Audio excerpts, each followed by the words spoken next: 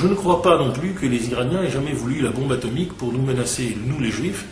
mais qu'en réalité, c'est beaucoup plus la suprématie sur le monde arabe et le monde arabe sunnite qu'ils cherchent à travers cette expérience nucléaire qui a déjà été faite au Pakistan et qui a été payée intégralement par les capitaux saoudiens et du Golfe. Donc, nous sommes ici dans une histoire compliquée. Et si vous me demandez le fond de ma pensée, bien sûr, c'est que le peuple iranien est aujourd'hui, comme il était hier, le plus proche et de loin du peuple juif, et que certainement s'il y a un pays qui est un peu imperméable à l'antisémitisme, c'est bien celui-là. Donc ce serait, comme le disait Omar Bradley, de la guerre contre la Chine, comme MacArthur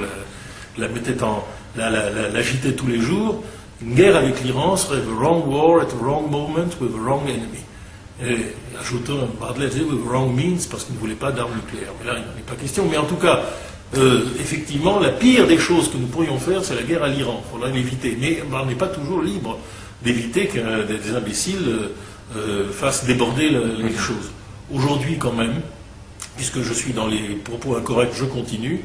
je considère que l'ennemi principal est représenté par le rassemblement des extrémistes sunnites arabes, qui est une espèce de synthèse du nassérisme et de la doctrine des frères musulmans, qui à partir de l'Égypte, qui a toujours été le seul pays sérieux de cette région, est en train de préparer l'encerclement d'Israël, et malgré toutes leurs dénégations, probablement l'attaque contre Israël un jour ou l'autre. Donc nos alliés face à ces hommes-là, ce sont les chiites, comme toutes les minorités religieuses du Moyen-Orient, qui sont bien entendu les Iraniens, et sans aller jusqu'à le qualifier d'allié, je ne lui veux pas autant de mal que ça, mais Bachar Assad aujourd'hui doit pouvoir tenir en Syrie au moins comme une des composantes d'une solution négociée. Je ne suis pas pour un triomphe à la Kadhafi en Syrie, ce n'est pas la Libye,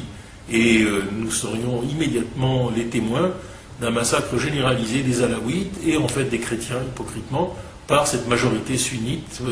structurée par les frères musulmans et payée par le Qatar et l'Arabie saoudite.